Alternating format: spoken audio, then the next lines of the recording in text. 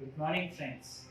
मैं डॉक्टर अभिनव गुप्ता आपको न्यूरो के बारे में अच्छी अच्छी जानकारियाँ देता रहा हूँ। आज मैं फिर उपस्थित हूँ कुछ नई जानकारियों के साथ और न्यूरो की कुछ बीमारियों में आपके विचारों, आपके सवालों का जवाब देने के लिए। आज हम बात करेंगे ब्रेन ट्यूमर्स के बारे में। ब्रेन ट्यूमर्स क्या हैं, क्या होते हैं, किस लिए होते हैं, इनका इलाज कैसे संभव है और क्या हम ब्रेन ट्यूमर से निजात पा पाएंगे या नहीं। ब्रेन ट्यूमर क्या है, इसके लक्षण क्या होते हैं? सबसे ज्यादा सबके दिमाग में यही चलता रहता है कि कहीं मुझे ब्रेन ट्यूमर तो नहीं हो गया, मुझे सिर दर्द हुआ तो ये कहीं ब्रेन ट्यूमर का लक्षण तो नहीं है। तो मैं आपको कुछ बताना चाहूंगा कि ब्रेन ट्यूमर अमूमन बहुत ही कम मात्रा में पाए जाते हैं। ब्रेन ट्यूमर कैंसर जैसे नहीं होते हैं और वह दिमाग के अलावा या सिर के अलावा कहीं पर भी जाने की या फैलने की संभावना उनकी बहुत ही कम होती है या यूं कहें ना के बराबर ही होती है। ब्रेन ट्यूमर्स सिर्फ ब्रेन के अंदर ही अपने इफेक्ट करते हैं और वहां प्रेशर के कारण उनसे सिम्टम्स डेवलप होते हैं। ब्रेन ट्यूमर के जो लक्षण ज्यादातर पाए जाते हैं वह है कि सिर दर्द जिसमें व्यक्ति को सवेरे सवेरे 4 बजे सिर दर्द होता है और दर्द तभी खत्म होता है जब वह उल्टी करता है या वह बहुत देर तक लंबी लंबी सांसें लेता है, जिससे कि जो कार्बन डाइऑक्साइड रिटेंशन होती है वह खत्म हो जाती है और ब्रेन का जो प्रेशर है वह थोड़ा कम हो जाता है। दूसरा लक्षण होता है लकवा होना या एक तरफ की कमजोरी आना। अन्य लक्षण होते हैं दौरे पड़ना व कभी कभी बेहोश हो जाना। इन्हीं 4 लक्षणों से ज्यादातर ब्रेन ट्यूमर के मरीज हम तक पहुंचते हैं। ज्यादातर सिर दर्द ब्रेन ट्यूमर से नहीं होते, 99% तो नहीं होते। ज्यादातर दौरा भी ब्रेन ट्यूमर से नहीं होता, ज्यादातर उल्टी भी ब्रेन ट्यूमर से नहीं आती और ज्यादातर बेहोशी भी ब्रेन ट्यूमर से नहीं आती। इन सभी लक्षणों में शायद 1% लोगों में ब्रेन ट्यूमर की संभावना हो सकती है। तो ऐसे लक्षण होने पर हमें घबराना नहीं चाहिए और सही समय पर डॉक्टर की सही सलाह पर इलाज करना चाहिए। ब्रेन ट्यूमर बहुत तरीके के होते हैं। यह डिपेंड करता है कि हम किस जगह के ब्रेन ट्यूमर की बात कर रहे हैं। ब्रेन ट्यूमर हमारे सिर के अंदर हड्डी से लेकर हड्डी के बाद ब्रेन के झिल्ली जो कवर करती है उसमें हो सकते हैं, जिन्हें कि मेनिंजियोमास कहा जाता है। उसके नीचे ब्रेन के अंदर से पैदा होने वाले ट्यूमर्स हो सकते हैं और ब्रेन के अंदर पानी की थैलियां पाई जाती हैं जिन्हें वेंट्रिकल्स कहा जाता है, उसके अंदर भी हो सकते हैं। तो बहुत प्रकार के ब्रेन ट्यूमर्स हो सकते हैं।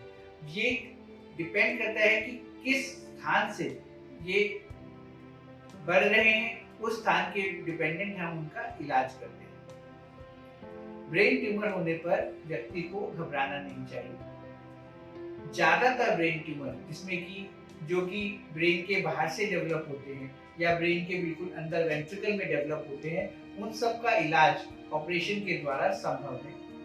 तो हम उन ट्यूमर्स को वहां से पूरी तरह से निकाल सकते हैं। कुछ ट्यूमर्स ऐसे भी होते हैं जैसे कि आंख के पास होने वाले ट्यूमर्स या कि हमारी पिट्यूटरी ग्लैंड ग्रंथि होती है उससे डेवलप होने वाले ट्यूमर्स, उनके कारण भी व्यक्ति को किसी प्रकार के सिम्टम्स हो सकते हैं। ये ट्यूमर्स भी ज्यादातर केसेस में हम ऑपरेशन के द्वारा ठीक कर सकते हैं। परंतु कुछ ट्यूमर्स जो कि ब्रेन के अंदर से डेवलप होते हैं, जिन्हें हम ग्लायोमास कहते हैं, उनका पूर्णतया या सुरक्षित तरीके से पूर्णतया निकालना थोड़ा सा ट्रिकी होता है या वह पूरी तरीके से निकल नहीं पाते। परंतु इसका मतलब यह नहीं है कि वे लाइलाज होते हैं। इसका मतलब सिर्फ यह है कि उनका इलाज के लिए हमें कुछ और पद्धतियां जैसे कि रेडियोथेरेपी या कीमोथेरेपी का भी इस्तेमाल करना पड़ सकता है। और आज के इस युग में जैसे जैसे नैनो टेक्नोलॉजी, हमारी और टेक्नोलॉजीज डेवलप हो रही हैं, मुझे उम्मीद है कि अगले आने वाले 10 वर्षों में ब्रेन ट्यूमर सारे के सारे इलाज किया जा सकेगा और व्यक्ति कम से कम ब्रेन ट्यूमर से तो नहीं मृत्यु। हमें किसी भी प्रकार के जो मैंने आपको लक्षण बताए हैं उसमें अगर हमें ब्रेन ट्यूमर की संभावना है तो उसके लिए हमें क्या करना चाहिए। ब्रेन ट्यूमर कोई भी बाहर से देख करके एग्जामिनेशन कर करके नहीं बता सकता, तो हमें क्या करना है, हमें एक एमआरआई कराना है। एमआरआई कराते हुए, जो कि एक बहुत ही सिंपल टेक्निक है और हिंदुस्तान में तो शायद हर सिटी में अवेलेबल है। हमारे देश में हजारों एमआरआई सेंटर्स हैं जहाँ पर कि शायद कुछ महंगा है, परंतु फिर भी कोई भी व्यक्ति जाकर के हिंदुस्तान में एमआरआई करा सकता है। एमआरआई होने पर हमें एग्जैक्टली यह पता चल जाता है कि व्यक्ति को कोई किसी भी प्रकार की ग्रोथ या ट्यूमर, ग्रोथ को ट्यूमर कहा जाता है, ये कैंसर नहीं होता। पहले तो अपने दिमाग में से ये बात समझिए। ग्रोथ मतलब ग्रोथ होता है, ग्रोथ को ट्यूमर कहते हैं, ये कैंसर नहीं है। कैंसर उसको कहा जाता है जो कि शरीर के डिफरेंट हिस्सों में फैलता हो।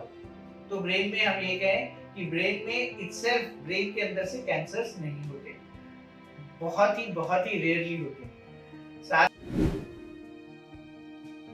अब इसके कारणों के बारे में बात करते हैं। ब्रेन ट्यूमर्स का अगर वैसे देखा जाए तो कोई भी कारण ऐसा नहीं है कि हम यह करेंगे तो यह ब्रेन ट्यूमर को जन्म देगा, परंतु स्मोकिंग, रेडिएशन एक्सपोजर और कुछ प्रकार के केमिकल कार्सिनोजेंस जिन्हें कहा जाता है, उनके इस्तेमाल से ब्रेन ट्यूमर होने की संभावना होती है।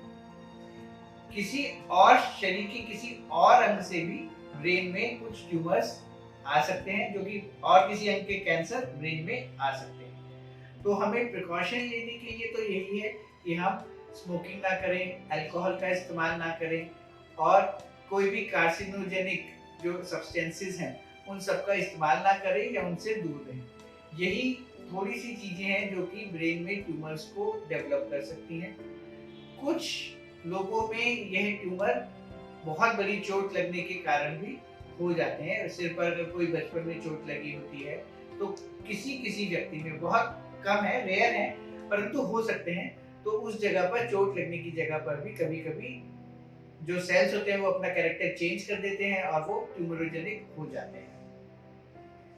तो प्रिकॉशंस में मैं फिर यही कहूँगा कि जो कारण है, जब हमें ज्यादा कारणों का ज्ञान नहीं है तो हमें जो नॉर्मल कारण है कि स्मोकिंग, अल्कोहल और कार्सिनोजेनिक सब्सटेंसेस से दूर रहना चाहिए। हमें डॉक्टर के पास कब जाना चाहिए? डॉक्टर के पास अगर हमारा सर दर्द, दौरा या ऐसी कोई लकवा इत्यादि हो रहा है जिसका कि कारण हमें नहीं मिल रहा है, या हमारा जो लोकल डॉक्टर है उसका कारण नहीं ढूंढ पा रहा है, तो हमें एक न्यूरोलॉजिस्ट को या न्यूरोसर्जन को जरूर दिखाना चाहिए। एक एमआरआई सबसे आसान जांच है, वह करानी चाहिए। एमआरआई में जांच में हमारे ट्यूमर के पता चलने के बाद ट्यूमर के हिसाब से उसका इलाज किया जाना चाहिए। ज्यादातर इलाज किसी भी अच्छे अस्पताल में जहाँ न्यूरोसर्जन अवेलेबल है वहां पर ऑपरेशन के द्वारा किए जा सकते हैं। ऑपरेशन में हम उस ट्यूमर को ज्यादा से ज्यादा निकाल सकते हैं और बचे हुए ट्यूमर को आज की डेट में रेडियोथेरेपी और कीमोथेरेपी से खत्म किया जा सकता है। अब हमें यह समझना है कि हमें ब्रेन ट्यूमर से डरना नहीं है, इलाज करना है और सही इलाज करना है, सही समय पर इलाज करना है, क्योंकि ब्रेन में जो भी नुकसान होगा वह समय पर इलाज ना करने के कारण होगा। हमें किसी भी चीज को पोस्टपोन करने के कारण होगा, वह इस कारण नहीं होगा कि हमने इलाज किया, हमने इलाज सही समय पर नहीं किया, इस कारण होगा। तो हमें सही समय पर सही इलाज करना चाहिए और ब्रेन ट्यूमर इत्यादि से घबराना नहीं चाहिए। मैं आशा करता हूँ ब्रेन ट्यूमर के बारे में आपके सभी क्वेश्चंस आज मैं आंसर कर पाया हूँ।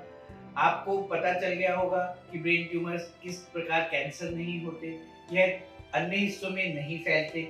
आपको यह भी पता चल गया होगा कि हमें डॉक्टर की सलाह कब लेनी चाहिए, और आपको यह भी पता चल गया होगा कि ब्रेन ट्यूमर होने पर भी जिंदगी का अंत नहीं होता है। हम सही इलाज के द्वारा इनको पूरी तरह ठीक कर सकते हैं।